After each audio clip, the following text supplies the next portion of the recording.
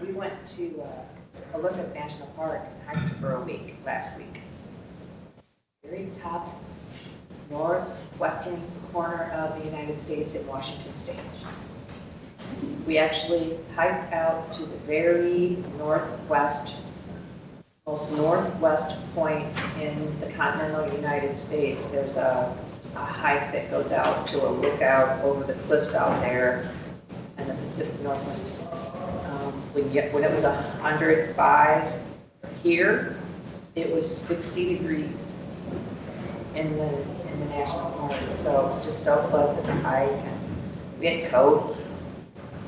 You know, it's the temperature drops about 20 degrees when you get in the forest with those big trees. Grizzlies?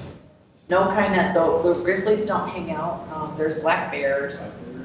Yeah, there was one sow and a couple cubs that we saw, but she was way over on the other. We were on the ridge line deer hiking, and she was over there on that mountain, visible through binoculars, which is just fine. We saw it. I didn't even see scat. I didn't even see any bear scat.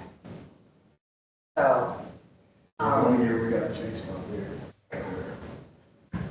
yeah, they had little bear sprays that were kind of smaller. They weren't the big cans that you get when you're in Glacier National Park where there are grizzlies. You get a big bear spray can.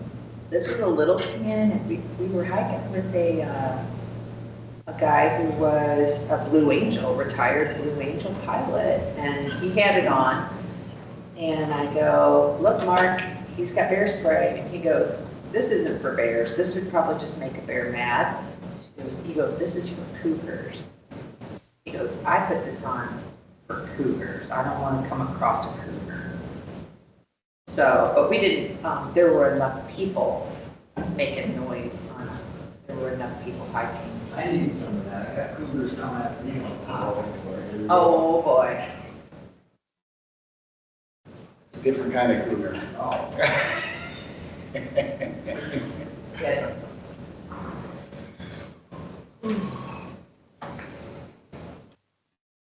A cougar coming after you would be what, me? Yeah. So who is here today?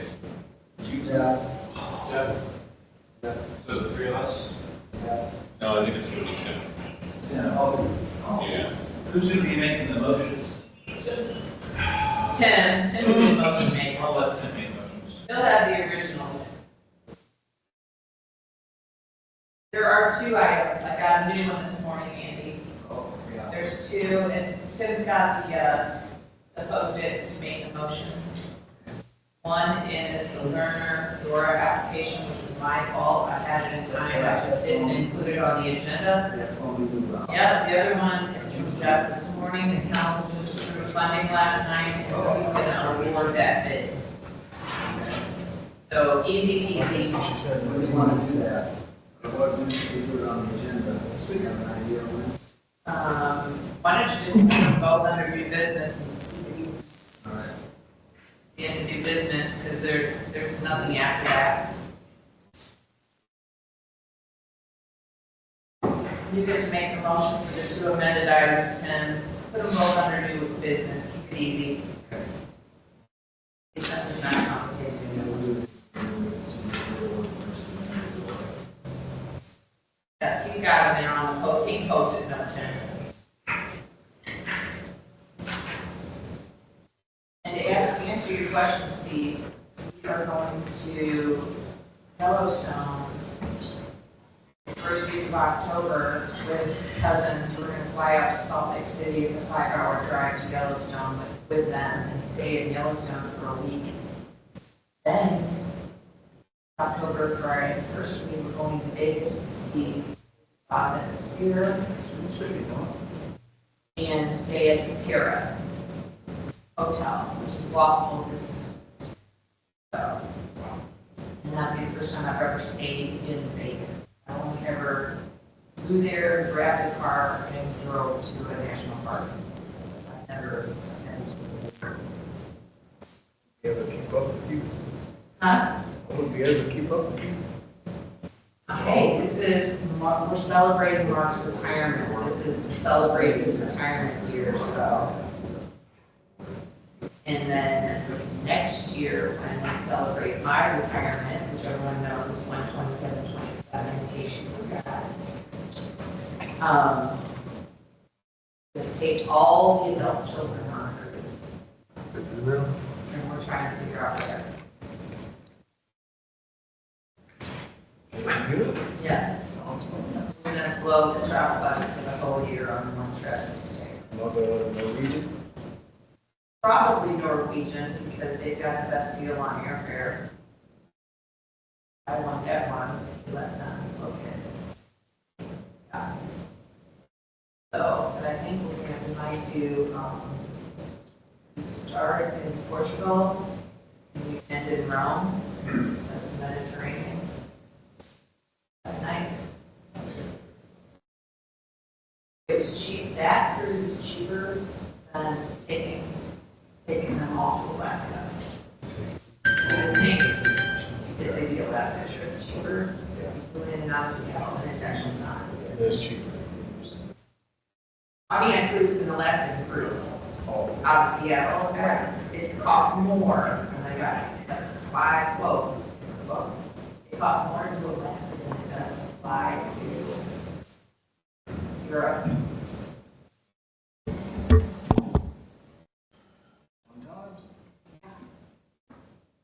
And of course, all the adult children.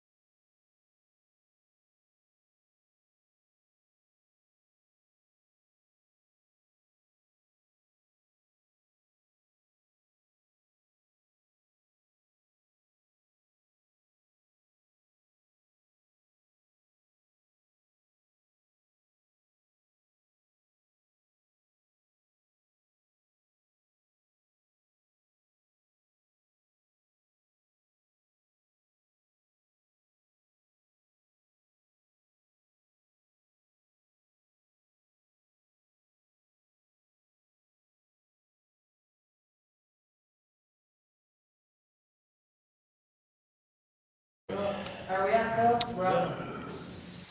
Okay, good morning. We'll call this meeting of the Board of Public Works to order for Tuesday, July 7th, 2026. May I have a roll call, please? Good morning, everyone. I just silenced my phone in case you haven't done yours. We have 3 members this morning in the council chambers, which is a quorum. Tim Reeser, Here. Andy Jones, Present? Andrew Kreider. Present.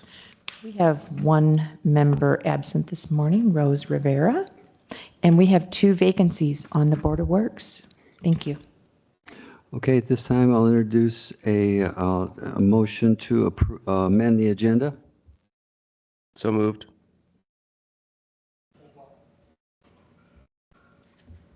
To amend the agenda to include the Lerner Dora application and to award bid number 26-11, the Indiana Avenue retaining wall improvement. May I have a second?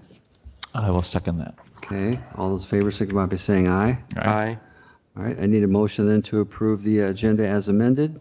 So moved. Second? I have a motion and a second. The agenda is approved. Moving on to the minutes, do I have a, oh, sorry. All those in favor signify by saying aye. Aye. Aye. Opposed, same sign. Motion passes. Moving on to the minutes from June 16th, 2026. Everybody had the opportunity to look at the minutes. If you have any suggestions or changes, let us know. If not, I'll entertain a motion to approve the minutes as submitted. So moved. Second? I have a motion and a second. All those in favor signify by saying aye. Aye. Aye. Opposed, same sign. May I have a motion to approve the claims docket? So moved. Second? Motion and a second. Hi. Hi, good morning. Christy Wendorf, Controller. I'll just point out the 2 highest claims, Selge Construction, That was for the Beardsley sewer separation, $239,474.47. And our Tolson lease payment, the second installment, that was $350,000. Total payroll, $2,514,491.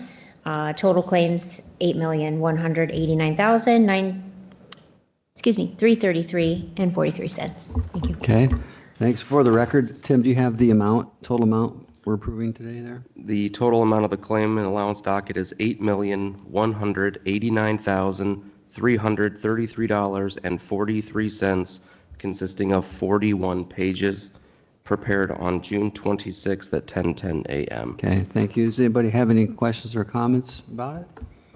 Seeing none, all those in favor signify by saying aye. Aye. Opposed, same sign. Motion passes. Moving on to engineering. Tim?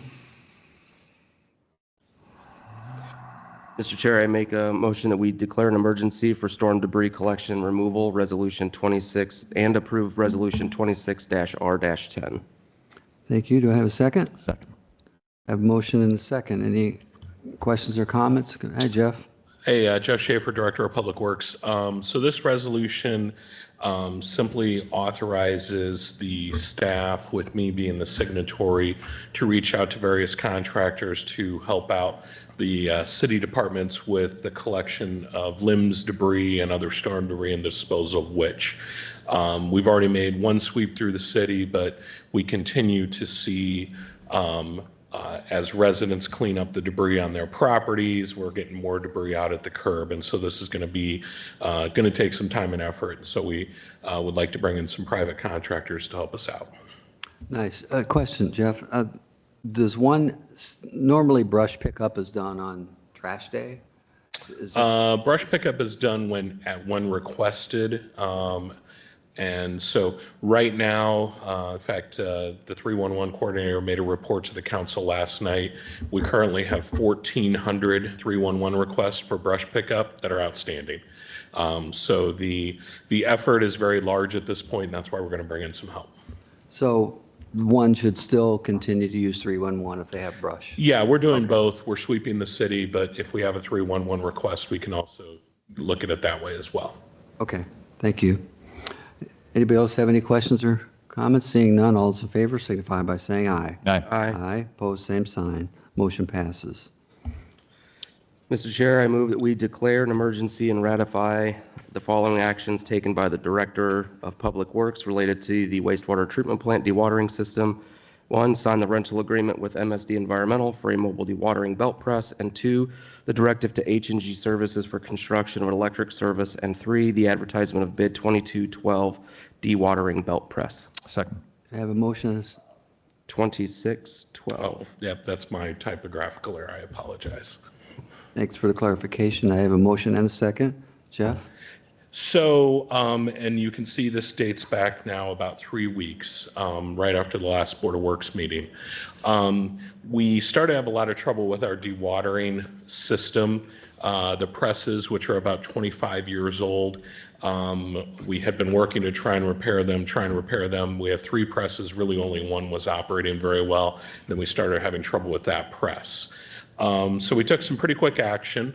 And you can see some of the other reasons behind it. We're still struggling with digester 3, where we had the incident, the rupture incident. It's operating, but it doesn't operate as efficiently because it doesn't have the roof on it. And so we took a few very quick steps. Using the emergency powers allowed by state law, rented a mobile belt press. So that's currently stationed at Public Works. In order to make that belt press work, the first couple days it was on a generator, but we went ahead and H&G Services ran the electric to that belt press. It's a 100 amp service. And we've already decided to move forward with the purchase of a permanent belt press to replace one of our presses in the dewatering building. So those were the 3 actions that I took as the Director of Public Works under the emergency authority that's granted by state law, asking the board to ratify those actions. We, thus far, everything we are doing fits within the current budget. So we're working to make sure that we keep everything with budget with what we're doing on an emergency basis. But these actions have allowed us to stay in compliance. Thank you. It's a question. So you've got three, one's working, and you're buying another one. What's that cost? A belt press installed is going to be anywhere from $600,000 to $800,000. That's something. That's an amount you had in your budget. We've got some money that we're moving around. So is that something then for next year you're going to put in capital or try to replace the others? Or? Sure. So one of the other items coming up today is a contract with Wessler Engineering that's looking at the entire west side of the plant. So while we're taking this very quick action to do one belt press, we want to look at our entire system on the west side of the plant.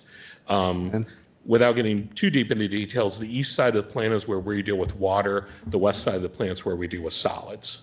And so while we did a lot of renovation on the east side of the plant under the long-term control plan, we really didn't touch the west side.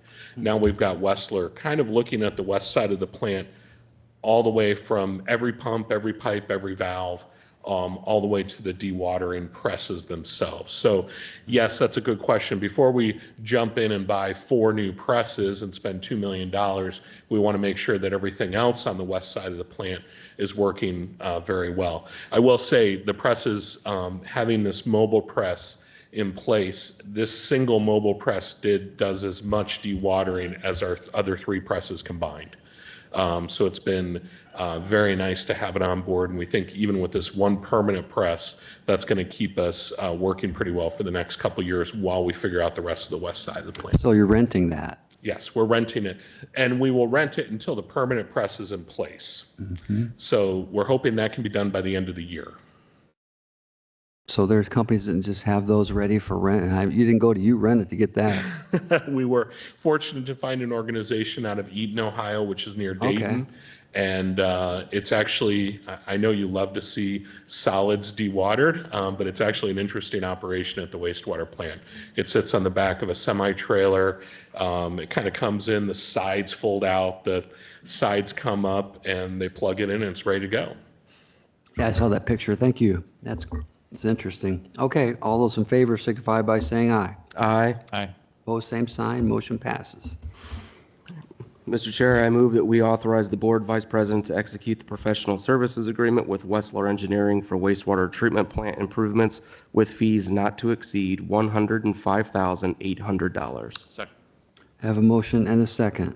Yep. So again, referring to what we were just discussing, both the incident at the digester and the trouble we've had with the dewatering facility has really provided some clarity that we need to have one of our consultants come in and look at the entire operation of the west side of the plant.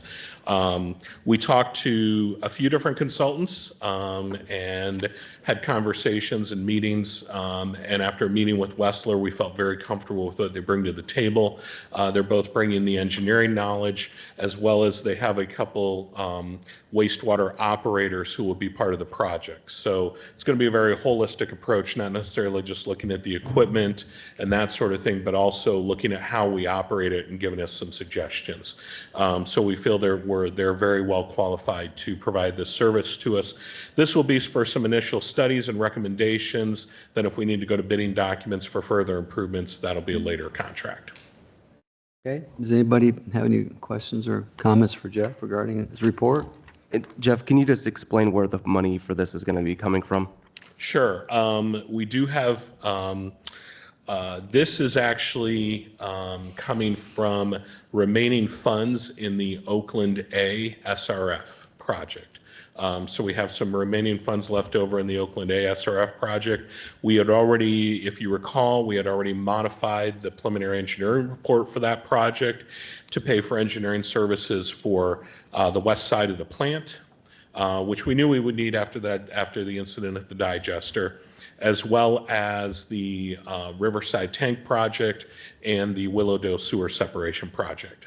So all 3 of these projects are being paid out of leftover funds for that SRF loan for the Oakland Project A. SRF does not like when you return money, because that's money they could have given to someone else, and so they get very disappointed when we do that. So it's better for us to do things like this where we slide that into that bond with that excess money. We will have some other future excess SRF funds available. That's mostly been because especially Oakland Project C and Oakland Project D came in well under our estimate. The loan was based on the estimates, but the bids came in below that. So we'll have some excess money available there as well for some future work. Jeff, for the uninitiated, could you explain about the incident at the digester? It sounds like a Hardy Boys book. So Digester 3 is a anaerobic digester. That's where we put solids along with water, and it had a membrane over the top of it. It was a dome. It was a dome that captured the methane. And because it's an anaerobic digester, the process itself works a lot more efficiently in a non-oxygen rich environment. In May of this year, the dome ruptured on a Saturday morning. So we're still operating it without the dome, but it obviously is not operating as efficiently when the dome would be in place. Okay, thank you. I said March. I should have said March of this year, not May. Okay. Seeing no more questions, all those in favor signify by saying aye. Aye. Opposed, same sign. Motion passes. Mr. Chair, I move that we authorize the Board Vice President to execute the professional services agreement with Wessler Engineering for digester number 3 cover removal with fees not to exceed $35,300. Second. Have a motion and a second. I think you just kind of covered this, right? Yep, just covered So- this. This is a set of bidding documents. When we remove this cover, which is currently kind of laying partially on and off the digester, we want to make sure that we have a set of bidding documents that deal with a lot of the complexities of doing that work. It sounds pretty simple, just yank it off. But it's a methane-rich environment, so the tools have to be proper. You can't just go up there with a torch and start cutting things, because you'll make a big boom. So Wessler, again, with their expertise in this area, is going to prepare a set of bidding documents for us to get this dome removed. Okay, any more questions? Seeing none, all those in favor signify by saying aye. Aye. Aye. Opposed, same sign. Motion passes. Mr. Chair, I move that we approve the bid documents and grant permission to advertise bid 26-13, the Public Safety and Services Building Selective Demolition. Second. Have a motion and a second. And I apologize, crud. Yeah, that should read 2613 in the top of the memorandum as well. So this bid will start the selective demolition in the interior of 121 West Franklin Street. It's what we often refer to as the Chase Building. This is the building that the city has purchased with the intent of relocating the police department, fire administration, the 911 center, and IT, as well as some other future city departments into this building. We are working through this process as the eventual construction process will be under what's known as the build, operate, transfer delivery method, but we want to go ahead and start some work this fall while we're still going through the BOT process and while we're going through the bonding process to pay for the project. So this will start the interior demolition of the building, remove all the leftover furnishings, the fittings, drywall, that sort of thing, basically take it down to the steel and concrete. It will also demolish the building at 420 South 2nd Street. That's across the street from the old Elkhart Truth Building. The Enterprise Building is what they call it now. It's the old Elkhart County Abstract Building. So we'll be removing that building as well. That will then what, become surface parking then? That'll become parking. We're looking at different options for what that parking looks like. What about the vault? The vault stand? In the Basement? In the basement of the Chase Building? Yeah. The vault is not coming out of that building unless we demolish the building and start over again. Okay. We do need to take the door off the vault. If you go down there, right now it's currently rusted in place at about a 45-degree angle. So it's a little bit interesting. But no, there's actually plans to use the vault space as storage for the police department. Okay. Jeff, what do we know about the state of the building inside? Is there trouble with asbestos? Are there other environmental hazards? What's the thought? The building's old enough that yes, there's probably some asbestos in it. There was also some mold in it. This selective demolition will remove all of that. Okay. Like I said, we'll take it down to the clean steel and concrete and be ready to build back up. I think too, probably what should be pointed out, I know that rehabbing that building is a lot less expensive than building a new building, right? Yep. I mean, it's a significant savings, I remember during the press conference. Yeah, and we're very happy to keep police and fire in all these offices downtown. Right. Thank you. Okay, anybody else have any questions or comments?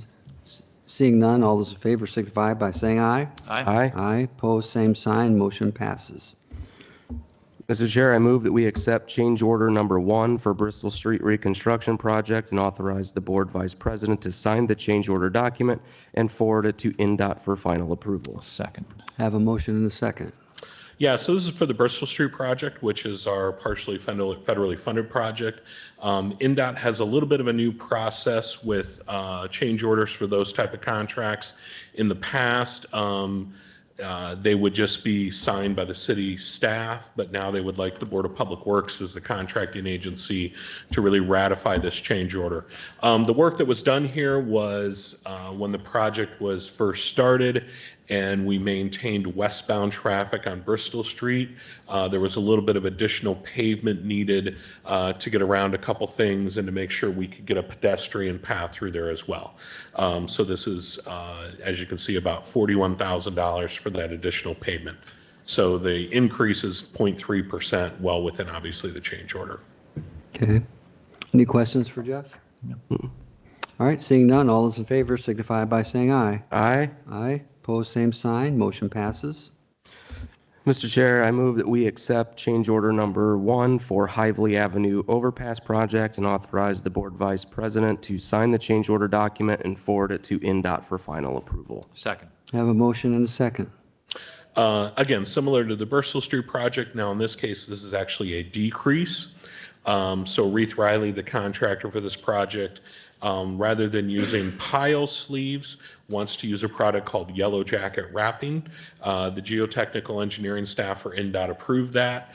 I'm going to admit I'm not sure what the difference is, but it saves money and the engineers are happy. So similar to the Bristol Street project, we're ratifying this change order. Very good. Any questions? No. Okay, all those in favor signify by saying aye. Aye. Aye, opposed, same sign, motion passes. Mr. Chair, I move that we authorize the Board Vice President to execute the release of temporary highway easement document. Have a motion Second. and a second. This goes back to 2018 and the Cassopolis Street sidewalk project on the west side of Cassopolis Street. The easements that were written there are written as temporary during construction. However, a company that has purchased this particular property, which is now the Valvoline Oil Change, has asked that we execute this release document. I guess they feel like that's what they want to clear the title and clear the easement. So they've requested this. The staff doesn't have any concern. Legal did get a chance to review, and I don't believe there are any issues. So that's what we're asking you to do today. Okay, anybody have any questions? Okay. Seeing none, all those in favor signify by saying aye. Aye. Aye, opposed, same sign, motion Jeff? passes. Could I ask a really quick question? I'm not sure. Could we just have an update on how it's going with the demolition on the court building? Certainly. Yeah, we've now run into two unexpected issues. Unexpected issue number one was NIPSCO had a labor action, had a strike, which delayed the cutting of the gas service. And then unexpected issue number two was the contractor had a large piece of equipment that, if you saw in the paper, caught on fire. And those large pieces of equipment are difficult to find right now, especially with a lot of the data center construction, large excavators as such. So That large excavator, the contractor was able to purchase a new one. It came in actually from California. They put it together, put their stamps on it, and that's the large orange one you see out there right now.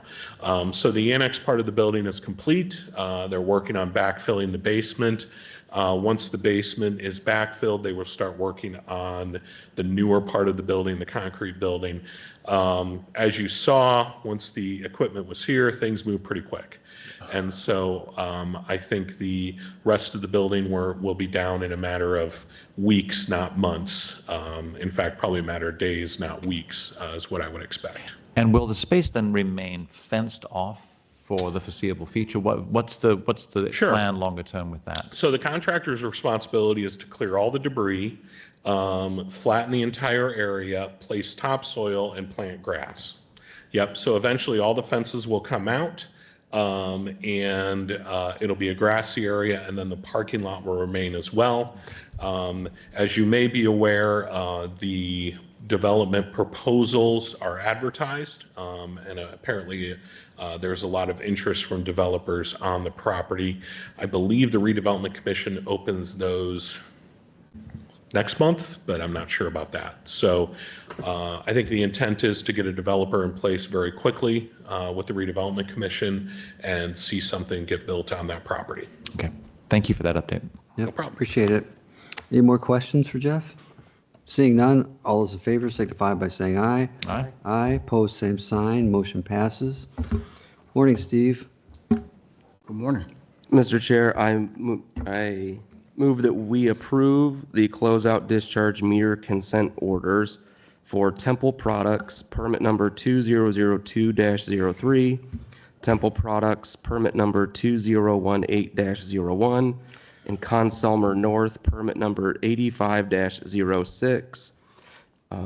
They have compiled the installation of a utility-approved discharge flow meter. Second. I have a motion and a second. Steve, you want to tell us about this? Sure. Steve Brown, Public Works and Utilities. Just a quick recap. Back in May of 2024, the city implemented the requirement to install discharge meters for its significant industrial users under the federal pretreatment regulations. The initial due date to comply was June 30th of 2025. Due to some significant industrial users not meeting that deadline, the board approved back in June of 2025 consent orders and extended that deadline to June 30th of 2026. I'm happy to report that both Temple Products, Tuscany Drive and Wyland Drive, as well as Consumer North, have fulfilled the requirement to install discharge meters, and we're looking to close out these consent orders. Good deal. I do want the board to know that there's still one more significant industrial user that is working on finish the installation of the discharge meters, but we'll come back at a later date and provide an update to the board. But as for now, these three are ready to close out their consent orders. Okay, thank you. Does anyone in the audience wish to speak on this, or anyone online? If you are online, you do have to have your camera on. Seeing none, bring it back to board. Board have any questions or comments for Steve? Seeing none, all those in favor signify by saying aye. Aye. Aye, pose same sign, motion passes. Mr. Chair, I move that we find Continental Industries permit number 2003-01 in violation of the industrial wastewater discharge permit limit for phenol exceedance and assess a penalty in accordance with the City of Elkhart's enforcement response plan, a total penalty in the amount of $500. Second. Have a motion and a second. Steve, you want to comment on this one? Sure. Continental Industries submitted their self-monitoring report for June of 2026. The report identified a phenol concentration of 4.89 milligrams per liter, which Our local limit is 4.0 milligrams per liter.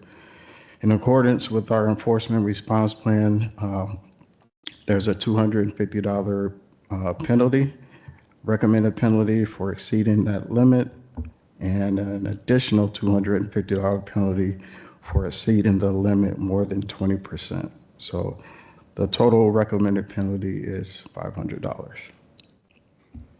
Okay. Does anybody from the public or online wish to speak with regard to this?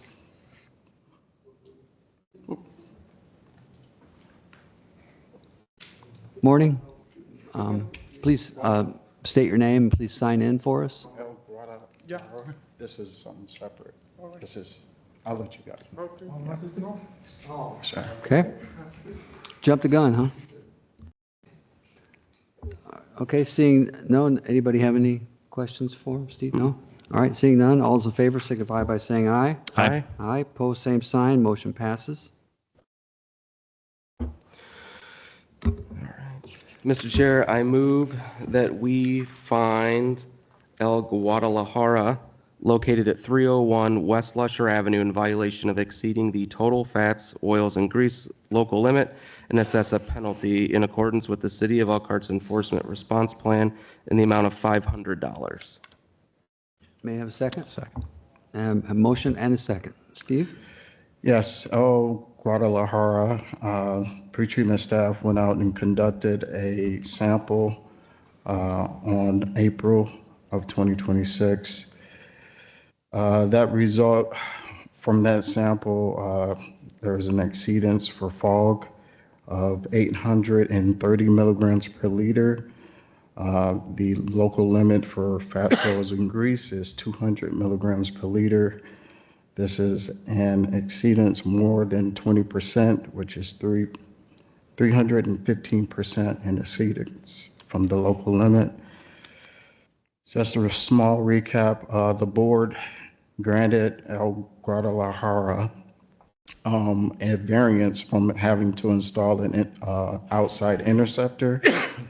And with that variance came their commitment to pump out and clean their grease control devices on a daily basis, keep those records on site for staff whenever we come out and do an inspection, and also have no grease signs above their sinks.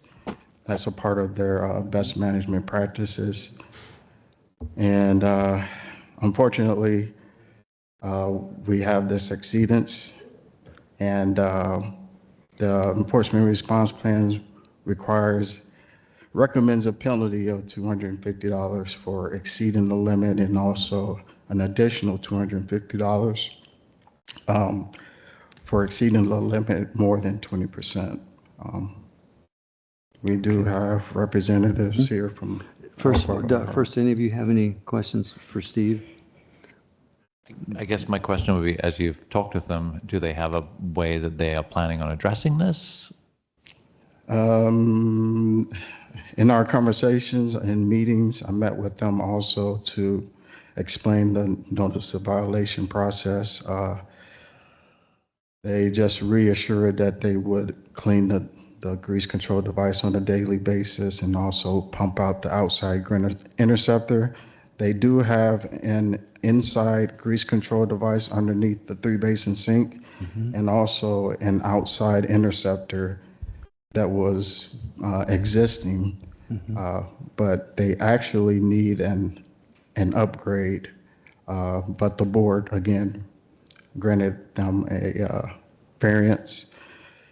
And their commitment was to, again, have the daily cleanings and pump outs. Staff went out and did an inspection. That was not the case. How long ago did we issue this variance? That was back in November of 2025.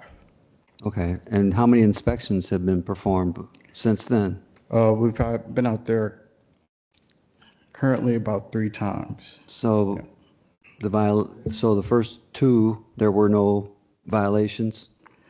No, after the board granted the variance, staff went out and to follow up and see if they were doing what they were required to do. This is the first violation from that event back in April. So there was a violation discovered when you did the first inspection, correct? Yes. Okay. And then you subsequently been going back to continue monitoring it? Yes, we'll continue to go back out until they prove that they're in compliance. Okay. So when we first initially went out, we identified that they were not upholding their end of what they agreed to with the variance. No grease signs were not above the sinks. Okay. The grease control device itself was covered with different appurtenances. So if they were cleaning it on a daily basis, it didn't look like that was the case when staff went out and conducted an inspection. So, All right. I just have a question for you, Steve. sure. Did this event cause, or was there an issue within the collection system or the sewer system because of this exceedance? It appears that there hasn't been, it appears that there hasn't been a problem with our sewer system currently. I have talked with the collection supervisor, let him know that we're working with El Guadalajara to get them in compliance. But as far as I'm aware of, there hasn't been any issues currently in our system. Okay. The current problem is still on their site, at their site. And was this measurement taken inside their facility or at their grease interceptor on the outside? At their control manhole. So that's downstream of the interceptor. Okay. Yeah. And was there an inspection? This is the old Penguin Point, correct? Yep, on Lusher. So was there an inspection done with their grease control devices before? Yes, at the initial, before a food service establishment is issued a certificate, we come out and make sure that the no grease signs are above the sinks and inspect the grease control device, make sure it's where it needs to be. And then also we verify the whole facility with the inspection. And then we, once everything is all on the up and up with the inspection, we approve and issue them a FOG certificate, and also let the health department know that they are good to go with as far as we're concerned. So it's pretty safe to say that any of this is not a leftover legacy issue from the prior tenant of that space, that That's this is 100% of Yes, the sir. current occupant? Yes, sir. Okay. Yes, sir. Good question. Okay. Would you like to come up?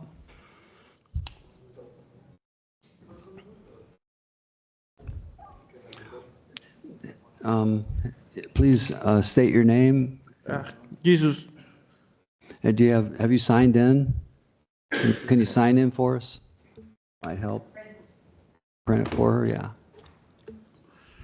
Take your time.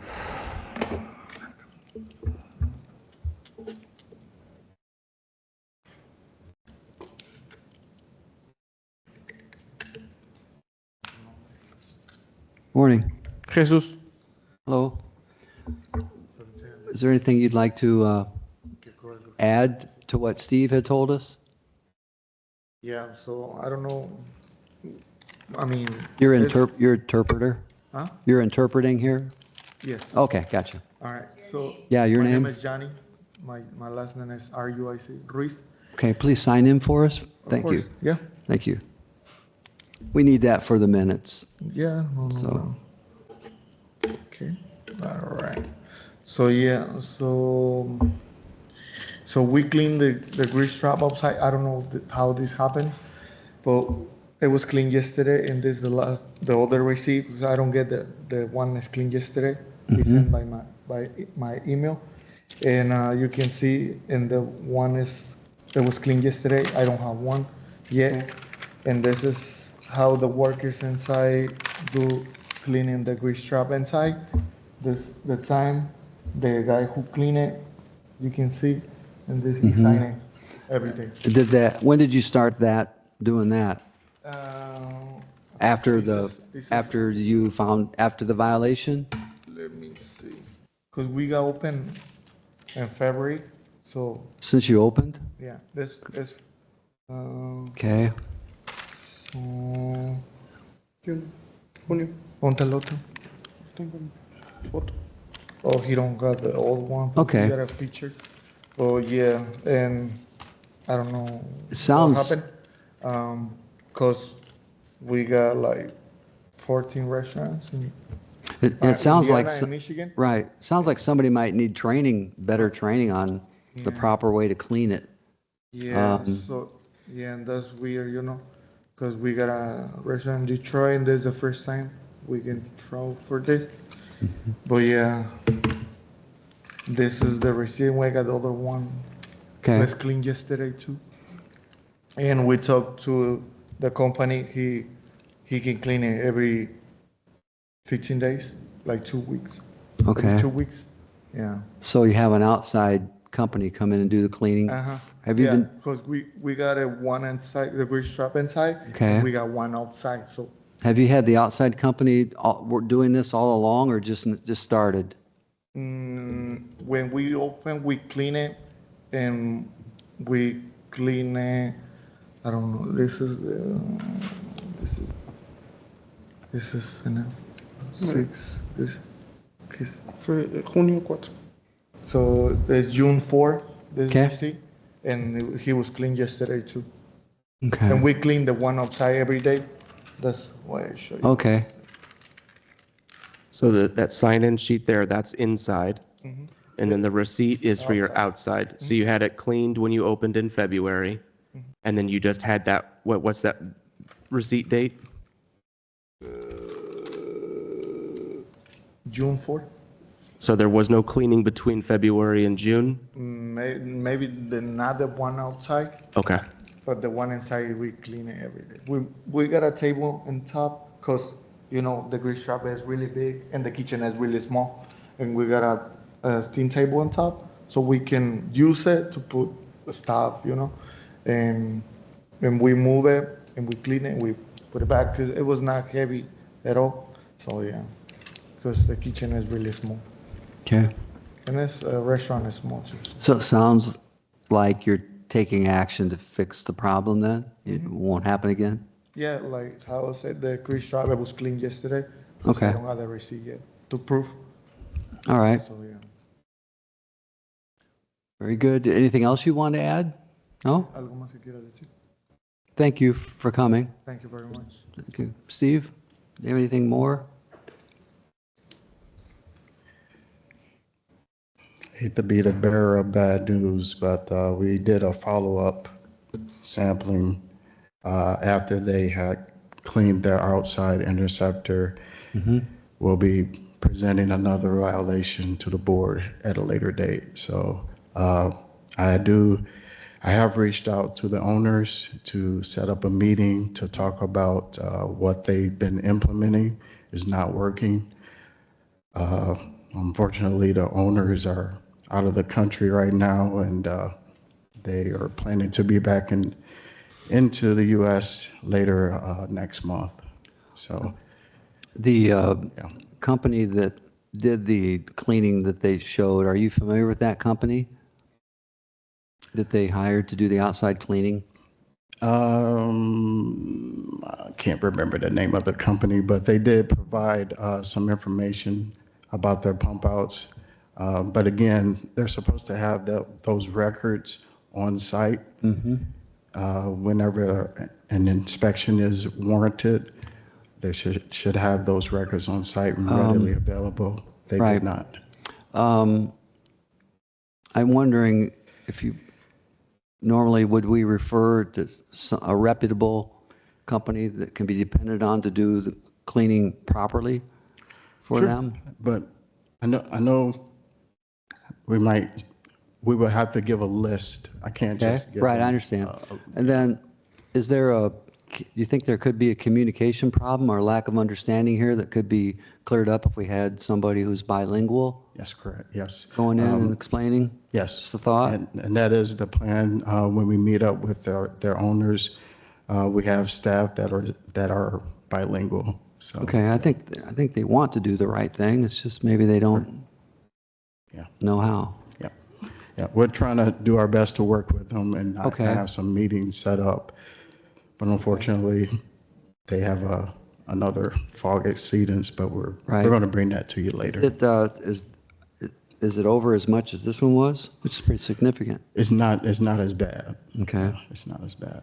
And how close to their cleaning date did you do your inspection?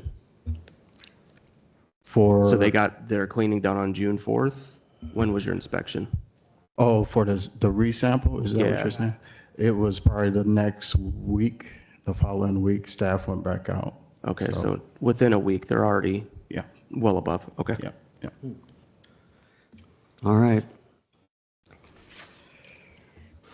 All right, then, if there's nothing else, So I just want to remind the board that the motion on the table is to find them in violation and issue a $500 penalty. right. So that is the motion. I have a second. Does anybody have anything else they want to add? No? Okay, all those in favor signify by saying aye. Aye. Aye. Opposed, same sign. Motion passes.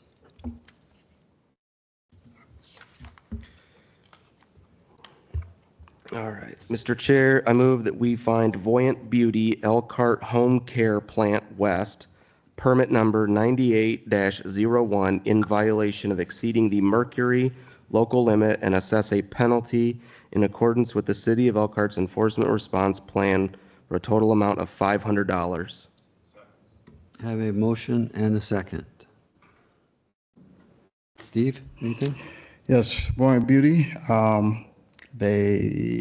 staff went out and collected a sample back in May of 2026. The analytical result of 0.00032 milligrams per liter exceeds the mercury limit of 0.00018, approximately 77%, according to the enforcement response plan. The initial violation for exceeding is $250 with an additional recommended penalty of $250 for a total recommended penalty of $500. I do want to let the board know that we have our local limit for mercury is extremely low. Some facilities have some issues or problems trying to meet that limit. We have reached out to EPA to modify. We have modified our enforcement response plan to accommodate those facilities that have issues meeting this limit, to provide a mercury minimization plan. And instead of just finding facilities, because this limit is extremely low. But I do want the board to know that we're working on trying to address this, but we're still waiting on EPA to finalize and approve it. But we'll have to deal with that as it comes in the future.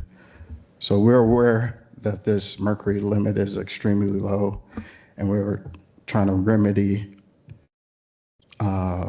the fact that some of our facilities are having issues meeting this limit. I just want the board to be aware of that. Okay.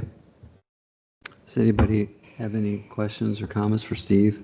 Does Voyant know or have an idea of where the mercury came from? They looked and they were not able to identify where the source came from. Have we had issues with mercury and Voyant in the past? Nope, we haven't. Okay. Yeah, All right. Is anyone in the audience or online from Voyant that would like to participate or provide any information for us with regard to this issue? Seeing none, we'll bring it back to the board. Based on what Steve said, what's your pleasure? I think we just move forward with the motion to Okay. assess the penalty of 500. All righty then. All right, I have a motion and a second. All those in favor signify by saying aye. Aye. Aye, opposed, same sign. Motion passes. Thank you, Board. Thanks, Steve. We're keeping it tabled. Okay. Mr. Chair, I move that we take the resolution 26-R-09, setting minimum hours paid to Spanish English court interpreters off the table. Have a motion and a second. All those in favor signify by saying aye. Aye. Aye. It's off the table. Morning, Wayne. Morning, Board. Wayne Belak, Director of Human Resources. This is a motion to enable the city to establish a minimum number of hours that Spanish English interpreters would be paid for court appearances. Right now, they're basically being paid a flat rate, but what we want to do is to be able to make sure we can attract interpreters, and if they don't know that they're going to get a minimum number of hours for showing up, we could lose that resource. So that's the reason. The actual rates are set in the salary ordinance. Okay. We need another motion now, don't we? Yeah. Okay. All right, then, I'll entertain a motion then to approve the resolution 26-R-09, setting minimum hours paid to Spanish English court interpreters. So moved. Second. And I have a motion and a second. All those in favor signify by saying aye. Aye. Opposed, same sign. Motion passes. Thank you. Thank you.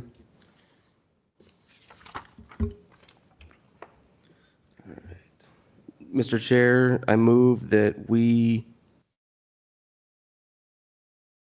approve the modified Samsara agreement and grant permission for the fleet manager to sign on behalf of the board. Got a motion Second. and a second. Good morning, Josh. Good morning, Board. This is just to modify our contract that we currently have with Samsara. Doesn't really change the terms any. All it does is it states that we're going from the Ford OEM built-in factory modems to a plug-in module. We have also added some vehicles to our fleet in past, since this contract was started, 5 years ago. So it's more of administrative kind of a thing, so. Any questions for Josh? Is Samsara in all city vehicles now, Yes, sir. including Diggers and the Zamboni and everything? Or how far does it go? They all do. There are some that don't, like, some mowers and that kind of stuff. Most of them are plugged in directly to the ports, the OBD2 ports of the vehicles. Other ones use a battery-powered unit that's mounted to the vehicle. Okay. Cool. So, Has legal reviewed Yes. the agreement? Okay. All right, then. If nobody else has any more questions or comments, all those in favor signify by saying aye. Aye. Aye. Aye. Opposed, same sign. Motion passes. thank you. Thanks, Josh. All right. Mr. Chair, I move that we approve the DORA applications for the Elkhart Public Library, a revised application for a vinyl tap and table, and the Lerner Theater. Second. Have a motion and a second. Hello, Drew. Good morning, Board. Thank you so much for reviewing the DORA applications. So Elkhart Public Library was previously approved by the state, and we learned recently that temporary vendors really should have the start date and the end date as the first of the year and the end of the year. That way, the ATC sees it as approved for the full year, by a local jurisdiction. And so we asked the library and then Vinyl Tap to provide that update on their applications, so they don't have to come back to the Board of Public Works for approval. Each time they do a new event. then they'll learn to submit a new application as well. I did notice I had a meeting today that I believe they submitted before we learned that update from the ATC that they did not have those dates. First of this year and 31st of December 26 on their application. We can certainly touch base with them. I'm sure it's something they would want to add receive that ahead of the board's signature. I'm not sure if it would need to come from the board again or what the appropriate process would be. But I think that'd be an update they would like to make ahead of submitting anything to the state. Okay, well, we get it sorted out. That's not a problem if we need to. So I have a question about the Lona one. Does that mean that patrons who go to a concert now are able to take alcoholic beverages out the doors and walk around in the area downtown, in the Dora area? That is correct. I believe that's in our conversations with them. I think that's happening. As long as it's in a Dora-approved container. Yes. Okay, yes, so it's not like people are at a wedding and they can take their champagne outside. It has to be. I mean, I've seen it happen. So, this would be if they have anything. So, does that mean that the Lona would think about starting to serve things in Dora containers in general? Then I think this would mainly be for large events. Yeah. If in the situation you mentioned, a wedding where they're serving alcohol, I think someone could have, it would be aligned with Dora rules if someone had champagne in a Dora cup and then was walking around within the Dora. I think that would be aligned with Dora, but I'm sure this will primarily be used for large events where there's a caterer and large events where they're serving drinks. Sure. Okay, thank you. I got a question. So the library can't apply for a permanent one because they don't have a permanent liquor license? That is correct. Yeah. They'll come back every year to apply for a DORA application every year? Yes. Okay. And then just something I've observed, I've noticed all the DORA signs have gone up, and it says you can't carry a drink beyond this sign, but there's no trash cans at any of those. So it's like you tell me I can't drink past there, but I have nowhere to place my empty cup. So just something that may want to think about. I don't know if we've had an event that has utilized the space yet, but it could become an issue during the Grand Prix where bottles and stuff are piling up near these signs. That makes sense, Mr. Reeser. Thank you for mentioning that. All right, then. Now call for the question. All those in favor signify by saying aye. Aye. Aye. Opposed, same sign. Motion passes. Thank you. Thanks, Drew.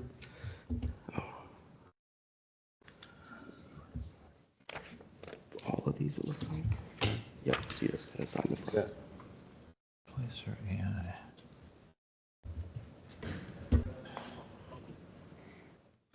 Placer AI. Moving on to the service agreement with Placer AI. Yes. All right, Mr. Chair, I move that we approve the service agreement with Pacer AI for a total contract of $22,000. It'll be paid through development services and parks and recreational budgets. Second. Motion and a second. Hello. Anything to add? Is this Mike or John? Who's speaking to this? Mike? Okay.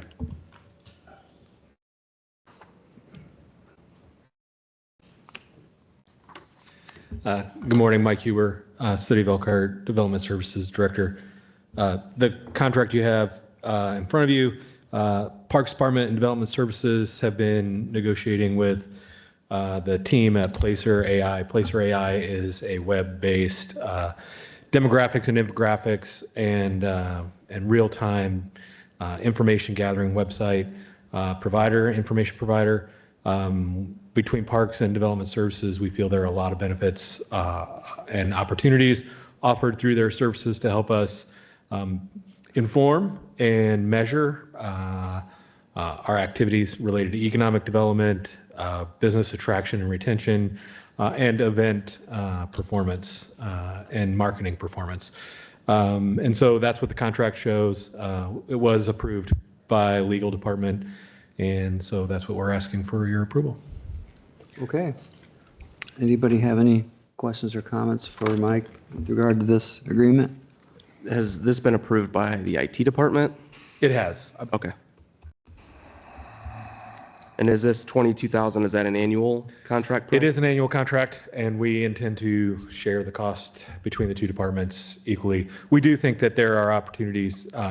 Again, it will be available. There's unlimited licenses available with this, so any department could actually access and use this. And we think there'll be applications for a lot of different departments to use the data as well.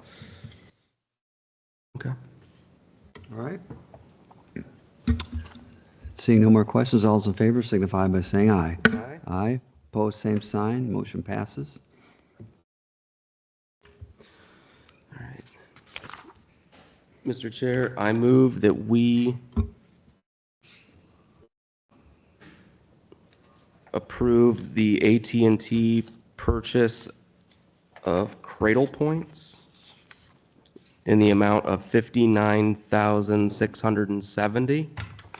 Hi, John Kroom, IT Project Manager, City of Elkhart. Hello. What do you want to tell us about this? These are Cradle Points that go into the PD vehicles. They are becoming end of life.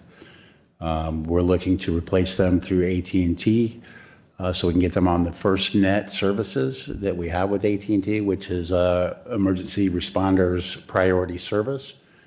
And they are offering us a significant discount if we go through them, and they do have these in stock. So I think it's about a 57% discount based on retail. We did look at some other vendors, and they can't come even close to the price. We have had legal and the controller's office look at this, and I do believe we have their approval for this. Could you just explain what a Cradle Point does? Yeah, Cradle Point is a device that is installed in a vehicle that allows the police officers, when they're in their car, to connect to the city network.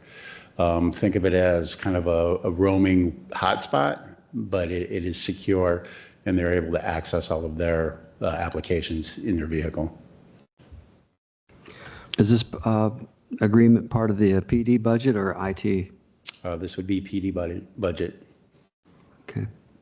Does the Board of Safety need to authorize this as well after us? Board of Safety, I'm not sure, to be honest with you. Like I said, we are replacing existing devices that are becoming end of life, so we're just trying to get ahead of that. Okay. How can AT&T be so, is it a different unit, or is this a apples to apples comparison on pricing? Apples to apples. It'll still have AT&T service on it regardless of where we purchase it from. But since we have moved our contract with our phones to AT&T this past year, and they do offer the premium emergency responder, which is FirstNet, they were able to give us a better deal. I don't know if it's because we were already a customer, but they were able to offer us 50% off of their retail price. Okay. Yeah, it's significant savings versus other retail locations, so. Right, nice job. Okay, any more questions or comments? Seeing none, all those in favor signify by saying aye. Aye. Aye, opposed, same sign, motion passes. Thank you. Mr. Chair, I move that we approve the agreement between the City of Elkhart and Church Mutual Insurance Company in the amount of $1,708.45. Second. We have a motion and a second. All those in favor signify by saying aye. Aye. Aye. Opposed, same sign, motion passes. Now let's move on. We've got the, I guess we'll do the request for quote for the number 2617, purchase the F-250 for the cemetery department. So moved. Second. Got a motion and a second. Thought you'd get away, but you didn't. Yeah, sorry. This is to replace a unit that was totaled earlier this year in a traffic accident. It was kind of a unique situation where initially it was viewed as not our fault. We're still not 100% sure. It was more of that driver, excuse me, against our driver's word. So we filed separately on, on the insurances. So this is an insurance settlement payout that will assist in replacing this truck. And then the cemetery department has enough left over in their capital budget to cover the extra cost. So the vehicle was totaled then? Yeah, unfortunately. No injuries? I think there was a minor, I think he hurt his wrist, but pretty minor. All right. Is this the one that was at Jackson and Prairie? Yes. Yeah. Yeah. All right. And I looked everywhere for an on-the-lot unit, but this unit was kind of unique since it was a long bed and a crew cab. They're really rare, so we have to order one. Okay. Just a quick question. This is for a 250. Do they have a need for a 250 or could they drop it down to 150 No, to they save need a money? 250. They do? Yeah, they pull a 22-foot mower trailer with this truck. Okay. So It's also for plowing you really need. they don't. This was not Don't a plow plow? truck. No? All right. Well, that's what we need at the airport, 250 or above. Okay, all those in favor signify by saying aye. Aye. Aye, opposed, same sign. Motion passes. Thanks, Josh. Thank you, board. I guess for now we'll do our bid award, right? Yep. Mr. Chair, I move that we award bid number 26-11, the Indiana Avenue Retaining Wall Improvement to LaPorte Construction, who submitted the lowest responsive and responsible bid with a contract price in the amount of $636,408. Second. Have a motion and a second. Jeff Schaefer, Director of Public Works. I do want to, for the record, and it's noted here in the memo, the bid that was read was $593,211, but when we totaled their itemized bid, it was $636,408. So there was a mathematical error that still puts them well below the other bidder. So we're asking you to award the contract amount at the higher amount. Very good. All those in favor signify by saying aye. Aye. Aye, opposed, same sign. Motion passes. Is there any public participation at this time? Anybody in the audience or online wish to address the board? Seeing none, we'll bring it back and entertain a motion to adjourn. So moved. Second. Have a motion and a second. All those in favor signify by saying aye. Aye. We are adjourned. Thanks, everybody.